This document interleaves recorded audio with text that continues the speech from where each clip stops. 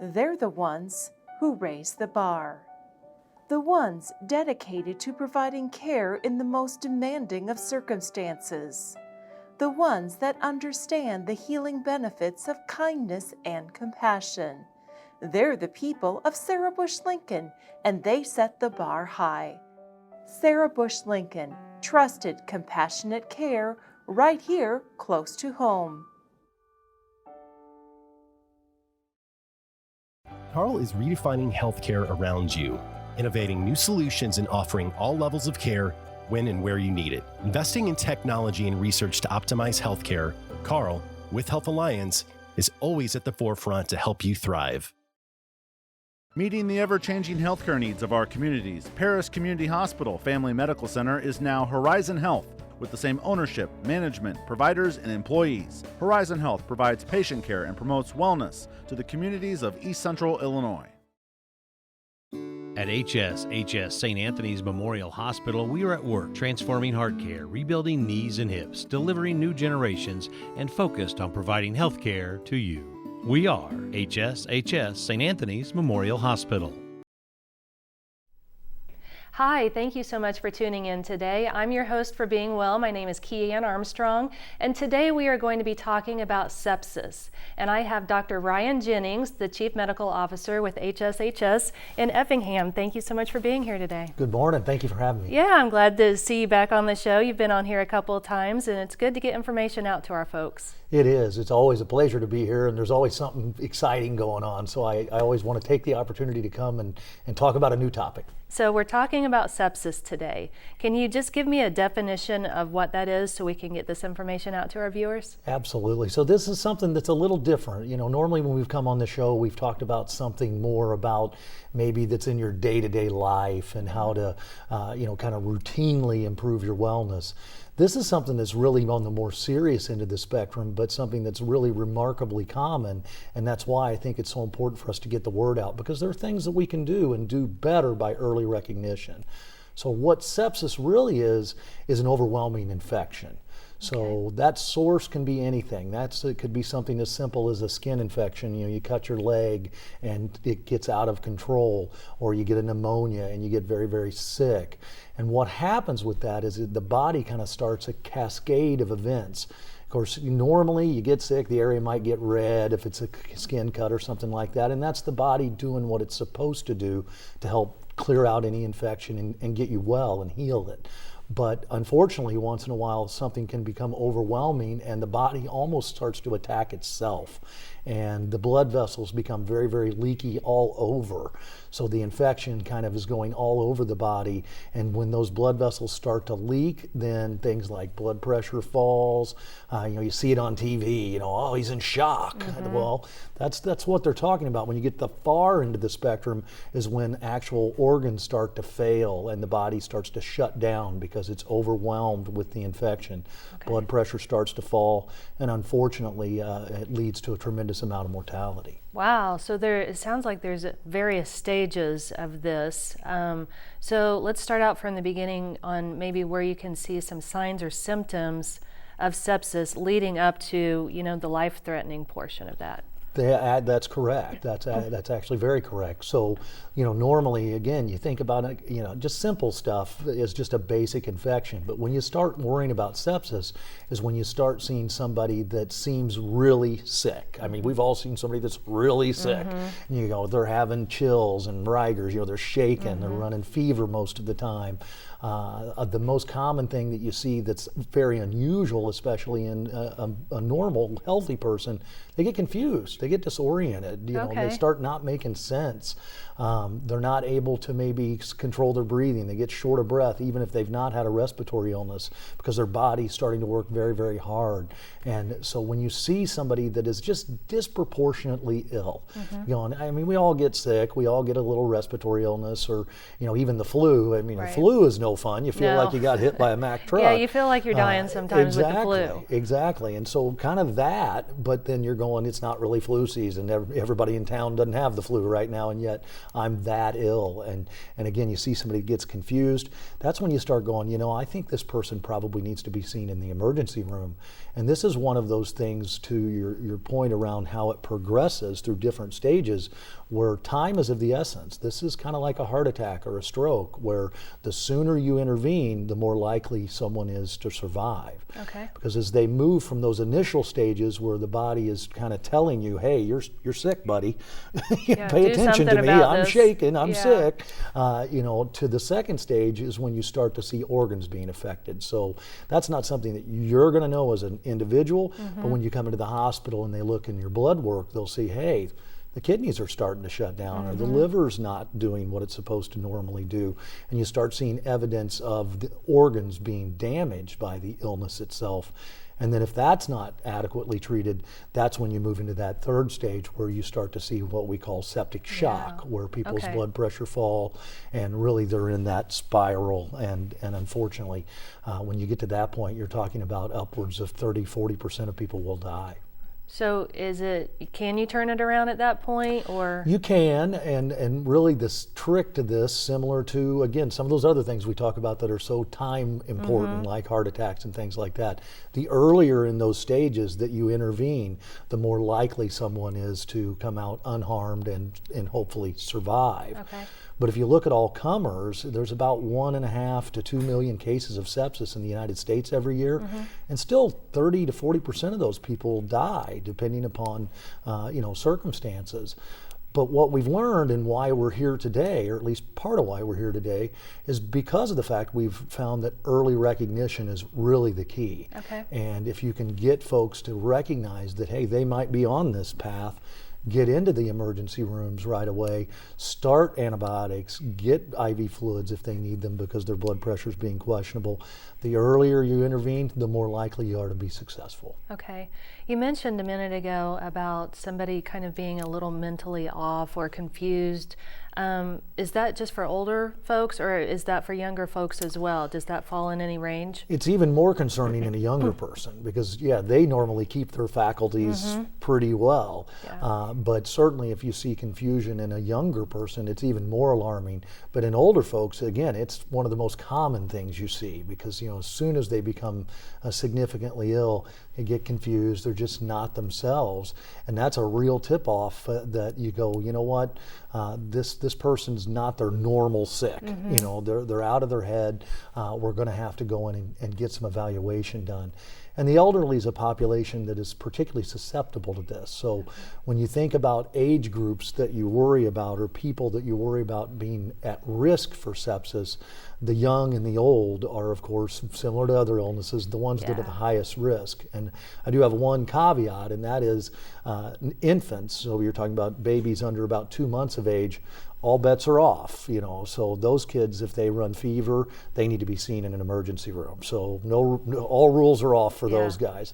But get in immediately. Get in immediately. But as you get into those older age groups, then you're looking at other symptoms and trying to decide, okay, is this garden variety? My ear hurts and I got a fever. I'm not too worried. You don't feel good. You're whiny. I ask my wife. I get whiny when I'm sick. So we that's all have okay. those stages. But if you then suddenly have a child or an adult that then is unusually sleepy, just not themselves, that's when you got to say, hey, maybe this is more serious than the garden variety things, and they need to be seen. Okay. Now, are there signs or symptoms that you can look for visibly? I mean, outside of noticing a person's actions or things like that? Like, what is something that we should look for? Is it always external, or is it also internal where you can't see it? Well, it's both. Okay. And so you will see sometimes people get very pale, as the blood flow starts to divert to those critical organs. So the body's saying, hey, I got to make sure I'm getting blood to my kidneys, my liver, those types of things. Then the external skin will get pale because the blood's all being diverted that way. Okay. Like I said, a lot of folks folks will get short of breath. Again, even if they're not having a pneumonia, they're working hard. The body's working hard, so they'll appear short of breath. Shivering, those chills and rigors. You get somebody that just cannot control the fact that they're yaking. Is there a high fever that comes along with it? Often, but fever can be tricky, especially again in those elderly folks. They don't often run significant fevers. So then you got somebody that's 101, but yet incredibly ill. Yeah. A younger person's more likely to run a high fever, but in older folks, that's a little bit trickier, or someone that's immune compromised. So, we see an awful lot of folks that are on newer medications, which are wonderful medications for things like psoriasis or inflammatory bowel disease, those types of things, that they suppress the immune system. And so their response when they become ill may not look normal, so they may not run fever, they may not become as acutely ill. So those folks are also a very susceptible population where your threshold for wanting to come in and take a look at them should be lower. Okay. Now, you mentioned like maybe a cut or something and it gets infected, maybe a little oozy. I mean, how do you know where it's like, all right, this is something a little more serious than just a regular infection? Absolutely. So what you see oftentimes is you start to see those, it's not a localized thing anymore. It's not just, hey, my spot on my arm's a little bit red and it's draining. Sometimes you'll see streaking up the arm as, if the cut was on the arm, you'd see streaking away from that site where that infection is traveling up through the lymphatics. And then you start to see those other physical manifestations where they start shaking, they start getting confused. They're doing something that's not just, hey, the cut's on my arm, but I'm not myself. Right. That raises the bar right away. Okay. Is it contagious? Per se, no. Now, the underlying infection, of course, could be. So if I have a pneumonia and you're susceptible, you might get a pneumonia, but then necessarily thinking that you would go ahead and become septic totally depends. Just because of my body perhaps became overwhelmed, you're in better shape than I am. Yeah. Right. Most people are. Well, I didn't know if it was something kind of like you hear staph infection, you hear about that being contagious, I guess, and, making sure that everything is bleached and cleaned in your house and things like that. I didn't know if you had to take special precautions around your household and things like that with sepsis. That's an outstanding point, and part of why we think we're seeing more incidents of sepsis is because of those resistant bugs like staph, because the antibiotics that we use aren't necessarily effective to treat them. And so those other things that you mentioned, making sure that you've got great hand hygiene. I think every time I'm on here I talk about how important it is to wash your hands, and it really, really is. Yeah. And so hand hygiene, especially during that cold and flu season, because oftentimes this will start as something minor and then cascade into something much more serious. Getting your vaccinations, if pneumonia is one of the most common starting points for sepsis, so making sure you've had your pneumonia vaccines, your flu vaccines. The skin infection piece of it is actually that very commonly those resistant bugs. So that's where that soap and water, that hand washing stuff is so critically important, so that if you do have a open cut or sore on your skin, and we all pick at it and scratch it, and if your hands aren't clean, you might infect that area, and then it could potentially cascade into the much more serious event. Okay. So if a person believes that they have this, or they have someone that they think has this, get them to the physician and get it looked at. How do you diagnose it and treat it from that point, if that's what it is? Yeah, and it's actually something that I think if you're thinking that, or you've got somebody really sick, you probably need to go to the emergency room, not just the regular doc. If you think they're that ill, then they probably need to be seen in the emergency room. And then the doctors then will kind of start a whole cascade of testing to look not only for where's it coming from, because sometimes it's hard to tell. Bladder infections are probably one of those things that you see commonly where there's no physical sign on the outside, and yet they can become very, very sick from it. And so they normally will take a picture of your chest to make sure you don't have a pneumonia, check your urine, draw what we call blood cultures, so that if there's bacteria running around in the bloodstream that we can identify it. Of course, if there is a localized site, like a cut or something like that, they'll evaluate that. And then they'll start looking at blood work to, again, look to see where you are in the path. Are you already starting to see evidence of organ dysfunction, where the kidneys are failing, the liver's starting to have strain on it, you're starting to have more problems breathing, and so we're talking about having to give you oxygen to support you, those types of things. So they're going to look for evidence of you being on that continuum and starting to slide. Okay. And then of course ultimately looking at things like blood pressure, your heart rate, and normally as these things happen, people's heart rate becomes much then and then as things progress and unfortunately worsen, blood pressure falls. That's when you're on this side of the curve. Yeah. And then the aggressiveness of the treatment has to really ramp up. Okay. Is it a quick turn from that point? I mean, it's very, very serious at that point in time. A typical stay, for someone that gets to the point where they're having to have support for their blood pressure and that type of thing, you're going to be looking at over a week in a hospital and oftentimes an intensive care unit. So it makes you incredibly ill. And again, a high risk of mortality. But the trick, again, is to back it up, catch it on this side of it. And if you catch it on this side and you start antibiotics right away, you give them whatever fluids they might need at that point, but not having to do like blood pressure support and those types of things, then those folks can do very, very well. There's an organization called the Surviving Sepsis Campaign, which was an international program that started in 2002. And they started doing research around this and saying, okay, if we do these certain activities very, very early, where we give antibiotics right away, where we give IV fluids right away, we draw the appropriate blood tests and blood cultures, those types of things, as early as possible, what happens to survival? And what we found, and even what we found within our own hospital, is we reduce mortality fairly dramatically. So if you looked at our hospital in 2015, our mortality rate from sepsis was around 15%, 16%. So if you came in to the hospital, you had about a 1 in whatever that is, 5 chance maybe of dying with sepsis, not quite that high. With doing the interventions that they've identified and making sure that those are done very, very quickly, that's now down to about 3%. Oh, so wow. Tremendous Dramatic decrease, exactly. Yeah. And when you take that and you look at the actual numbers within our health system, so if you look at us across the division, and this is not just us, this would be hospitals that make these types of interventions, it's about 600 people. It's about 600 people in a year. It's a lot of people. It's a lot of people that survive because of early action. And that's part of why I wanted to come out today to talk about it, is because if you don't recognize it and it gets to this stage, that survival goes down dramatically. And if we can identify it early, the survival benefit is enormous. So let me ask you this. If a woman is pregnant, does it affect the baby as well? It certainly can, and pregnant women are actually one of the most common folks to die of sepsis because, by default, the body doesn't act right when you've got a baby. You're a little bit immune compromised kind of right out of the gate. And of course you're already having an increased work on your heart because you're supporting, 2 lives. And so you're already at a little bit more risk than an average person. Now granted, the good thing is most pregnant women are baseline healthy. So they're kind of I'm normally healthy, but then I have this extra burden.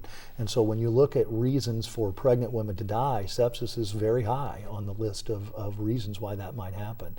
So there are a special population that when they come in sick with fevers and things like that, they get a more aggressive evaluation than say a non-pregnant, otherwise healthy person. And it absolutely can affect the baby because if blood pressure drops, then that baby's not getting good flow, and so can be catastrophic. Yeah, absolutely. So did you want to talk about this because the study came out and people are being pushed to recognize this earlier? Why did you want to talk about this today? Well, partly because in our own conversations, we've said, when folks come in, we've seen our success. We've seen our success in the ability that if somebody comes in early, how much we can reduce mortality. But we also realize that we still see folks coming in late into the spectrum and not being so fortunate. And so several of us talked about this and said, this is something the public isn't aware of. And in fact, there's even some statistics that I think it's like 70% of Americans have never even heard of it. I mean, it's an enormous. Well, it's not something that you do hear about all the time. No, and it's not normally something that, I mean, I saw when I was in Florida, there's a billboard that says, "Think sepsis." And I'm going, well, now what does that do? I mean, somebody's looking at it going, what does that even mean? Let's get a conversation going. Yeah, exactly. And so I thought, getting out here where you can actually tell a little bit about it and tell about kind of the warning signs and the importance of early intervention, hopefully we'll see folks kind of bend that spectrum and we start seeing them on the front end rather than the back end. Okay. Now I've heard of something called Gabbys Law. Right. What is that? Can you explain that? I can. So this is actually a legislation in Illinois that came around as the result of a missed screening, a missed opportunity to identify a child that was septic. And unfortunately, the child passed away. And, this concept of putting in place early intervention, it was something that the family obviously was incredibly passionate about and ultimately resulted in a change in legislation to require hospitals to screen patients for sepsis, to look to say, okay, and then specifically children, but really all population, looking at them for signs of infection. Do they have a high heart rate? Are they breathing quickly? Do they have fever? Are they having alterations in their mental status? Those types of things. And so this law came into place probably 2 years ago now, maybe a little longer than that. I'm not a lawyer. Yeah, that's okay. I understand, neither am I. But came into place specifically because of the seriousness of it and saying, hospitals, you need to take this seriously and you need to be looking for it. And, it's another one of these unfortunate scenarios where someone else's loss hopefully saves thousands of lives because of the passion around it. So, yeah, absolutely. Now, I believe that I read about this Gabbys Law that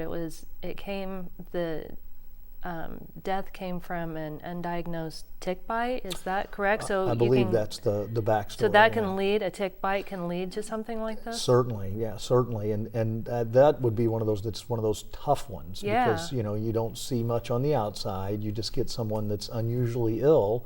And as a doctor, just like, I would from day to day, you go, well, it's probably just a viral thing. Don't worry about it.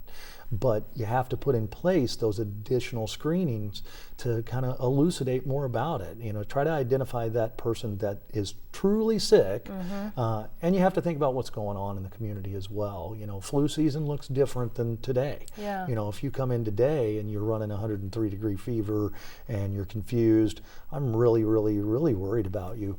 You come in the dead of winter when flu is rampant and you're 103 and just feel like you got hit by a truck. Yeah. I'm going to look for flu. And try to confirm that it's flu to reassure me that most likely you don't have some other overwhelming infection.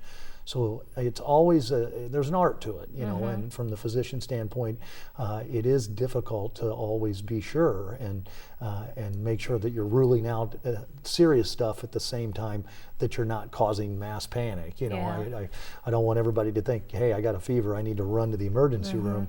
You really have to look at the bigger picture of somebody that's disproportionately ill. Right. Pay attention to some of the other things that you've mentioned. Exactly. So once you have sepsis, can you get it again? In fact, those that have had it are predisposed. They're more likely to have additional episodes of sepsis. Now, part of that is a little bit biased because, again, you see it a lot in elderly folks as they're kind of starting to, age and starting to have more health problems in general. So that first episode of sepsis heralds future episodes oftentimes, but it also is part of you're just generally getting more ill, and sepsis is a very common manifestation, at the end of the day. Okay. In fact, it's the number one cause of death in hospitals is sepsis.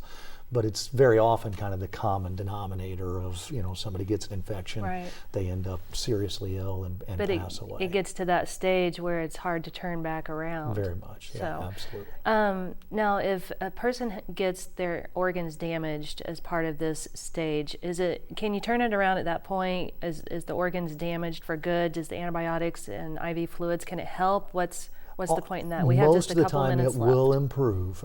It will improve. It doesn't always get back to baseline. Most common thing that you see is somebody whose kidneys become permanently damaged, because kidneys are really tricky about making sure they get enough blood flow, because all the blood in the body has to go through them all the time to keep you going. And if something interferes with that blood flow, the kidneys are very sensitive to that. So they're probably the most common organ that you see permanent damage, but it certainly can happen almost anywhere. The other thing you see are things like amputations, because somebody gets a serious infection in an extremity, and the only thing that can be done to stop it is to amputate. And so it's a very common reason for amputations, unfortunately. So there's some permanent harm, but oftentimes, especially with early intervention, things will come right back to baseline. The body's pretty amazingly resilient, thankfully. Yeah, it sounds like it. Well, we've only got about 30 seconds left. Is there anything else that you'd like to mention to folks while you've got the chance? Sure. No, really just the awareness. I think that's the key, is recognizing somebody that is sicker than you expect them to be, and then making sure that you get them into an emergency room, or even call 911 if you're not able to get them there, and say the word sepsis. Say, I'm concerned. This could be sepsis. And with that, hopefully we'll have the opportunity to intervene very quickly and have a successful outcome. Absolutely, and save some lives. So take the precautions and pay attention. Exactly. All right. Thank you so much. I appreciate you being on today. My pleasure. And thank you for tuning in. We hope that this information is helpful, and take note of those loved ones who may be sick and get them to the emergency room if you think that it's sepsis. We'll see you next week. Thanks for tuning in. At HSHS St. Anthony's Memorial Hospital, we are at work transforming heart care, rebuilding knees and hips, delivering new generations, and focused on providing health care to you. We are HSHS St. Anthony's Memorial Hospital. Meeting the ever-changing healthcare needs of our communities, Paris Community Hospital Family Medical Center is now Horizon Health, with the same ownership, management, providers, and employees. Horizon Health provides patient care and promotes wellness to the communities of East Central Illinois. Carl is redefining healthcare around you, innovating new solutions and offering all levels of care when and where you need it. Investing in technology and research to optimize healthcare, Carl, with Health Alliance, is always at the forefront to help you thrive. They're the ones who raise the bar. The ones dedicated to providing care in the most demanding of circumstances. The ones that understand the healing benefits of kindness and compassion. They're the people of Sarah Bush Lincoln, and they set the bar high. Sarah Bush Lincoln, trusted, compassionate care right here close to home.